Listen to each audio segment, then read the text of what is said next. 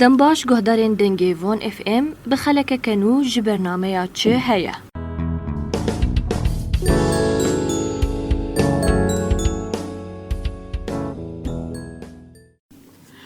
واشنطن با آرمانجا که حکومت سوریه بن پیکرین خواهین لدیجی مافی مروفان راوستینه قانون قیصر لسر و فرز کرد. پشتی که قانون قیصر کتاوار جبجی کرنه ده و لیره سوری لهمبری دلار امریکی داکت آلوزیه که آبوری مزین چه بو.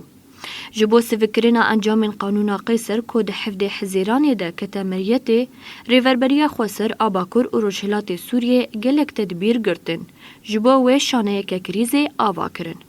جبو ام بهتر ناس بگن کاری افشانه چاوا درباس دبه هر وهاجی چه تدبیر هاتنه گرتن جو آلیا ریوربریا خسر جبو سفکرنا انجام قانون قیصر که ام به هفره لبریز سمر حسین هفسروکا دسته آبوری و چاندنیه یا هرما جزیره هر وها اندام شانه کریز آبوری گهدار بکن. شخوا أفدمك تواهي هرمي ما وكا هرم وكا جشتي سوريا دكريزك أبوري ردرباس دبي سبب بهابونا نرخي دولار بتايبت بشتي جزائي سيزر قانون سيزر وك جزائي هاتن برين سر رجيم سوريا يأكد أنجام دا بهابونا نرخي دولار تيبو باندوره که ویا گراند لسر هرمی ماجی باش چه بو راستی جی سببی و حتی انها مخابن اعتماد می هری مازن بهتر سر همو مادين كوش درفتين وبما انه اف ماده جي بنرخي دولار در باست بن فتأثيره بهابونا دولار قلكي مازن بو سر سوكا مايا هندورين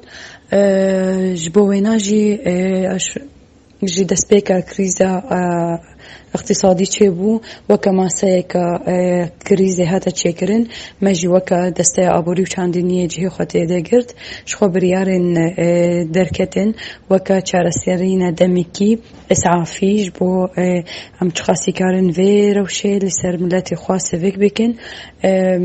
ام جی حتی ها سر وان بریارا کار دکن یک جه نزیده بونا مادين أساسي نرخوان يعني مادة جيانية أساسي وكنان آف كهرباء أويا جبو نهلن بهابون تيدا تشبه بعيني نرخي خواب منن حتى أصلكي حتى قطاعي خاصي سياحي جي ما كنترول كربو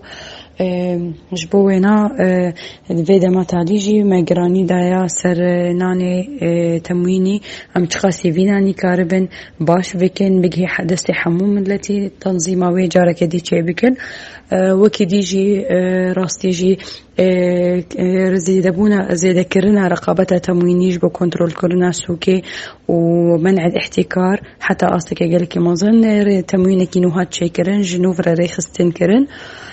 وكي ديجي ام بيجنها كارتي كرنج بو فابريقان معملنا مازن يكو مادين اساسي بيدا ديكن دسو كده ام سروا كار ديكنج بو قافك وري آفيتن مادنا اساسي ورن بيدا كرن يا هري مهم جي افصالي استهلاكي ورن فكرن ديكشتي باجاري ماي جزيرة دا يكو ما حمد ديان بنرخكي كيم ورن فروتن وكي ديجي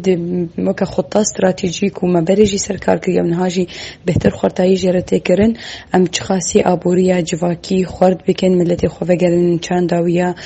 يا زراعتي يا سوال داريه بتشخاصي كاربن ابوريا خويا جواكي يا هندورين خورد بكن كو ام ايدينا ما محتاجه درفه بن ماده ما ده هندور دورن شيكرن وكا تشجيع خضره صيفي بيوت بلاستيكيه تشجيع جوش مثلا سوالداري تشجيع بروجي وكمجانا مسمكة أفايات كرن طبعا دعم جبو زراعة وسوالداري يجي حتى أصلكي باش تكرن وده ما بيشوي هي زيادة تربية ریوربریا خسر آباکور و روشهلات سوریه تدبیرین که جبو سفکرنا انجام قانون قیصر گرتنه زیده کرن.